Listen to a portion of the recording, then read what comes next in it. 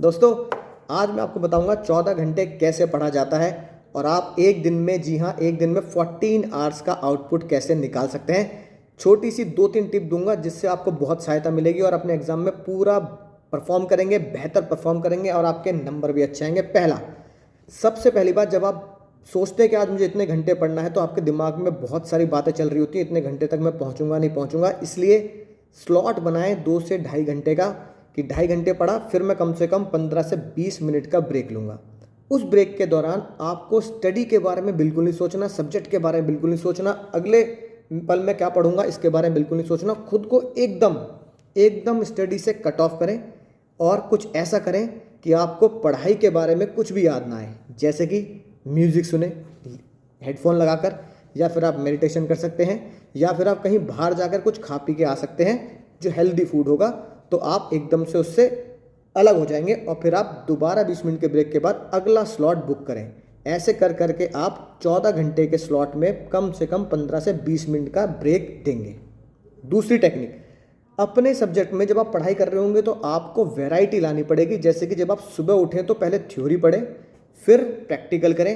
ऐसा कभी भी ना करें कि आज मैंने अगर कोई पेपर थ्योरी का उठाया है तो 14 घंटे तक, 10 घंटे तक थ्योरी ही पढ़ूंगा। आपका आउटपुट रिड्यूस हो जाएगा। आपको क्या करना पड़ेगा, वैरायटी सब्जेक्ट्स में लानी पड़ेगी।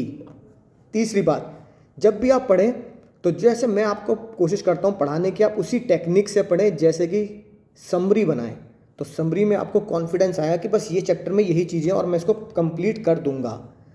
या उसके अलावा जो मैं आपको कोड्स देता हूँ, है ना, जैसे हम कुछ चैप्टर पढ़ते हैं तो प्रदेश, PAR प्रदेश कोड बन गया, तो उन कोड्स के थ्रू पढ़ें ताकि आप इंटरेक्टिव रहें कि हाँ यार ये बहुत मज़ेदार चीज़ थी, सर ने ये कुछ क्लिप दिखाई थी, या फिर इस तरीके से हम इसको याद किया था। या फिर आप साथ साथ उस सब्जेक्ट में जब आप 2 से ढाई घंटे पे पहुंच रहे हैं तो अपने आप को थोड़ा सा इंटरेस्ट क्रिएट करने के लिए MCQ सॉल्व करने शुरू करें उस सब्जेक्ट के। तो MCQ में आपको थोड़ा सा अट्रैक्टिव लगेगा कि अगर ये MCQ क्वेश्चन मेरे एग्जाम में आता तो मैं इसे कैसे सॉल्व कर सकता हूँ, राइट। और आखिरी टिप कि जब भी आप ब्रेक में कुछ भी खाएंगे या जब भी आप रात के टाइम, सुबह के टाइम, ब्रेकफास्ट, लंच, डिनर में कुछ भी लेंगे, अनहेल्दी कुछ भी नहीं लेना, यानी कि ऑयली फूड बिल्कुल भी नहीं लेना है। डॉक्टर्स का ये रिकमेंडेशन है कि जब भी आप हैवी फूड खाते हैं, ऑयली फूड खाते हैं, तो आपकी जो इतनी भी एनर्जी है वो फूड को पचाने में, डाइजेस्ट करने में डाइवर्ट हो जाती है। इसलिए आप थोड़ा सा ड्राउजीनेस, स्लीपी, फटीग महसूस करते हैं। फिर आपको लगता है यार चलो दोपहर का खाना खाया, सो जाते हैं।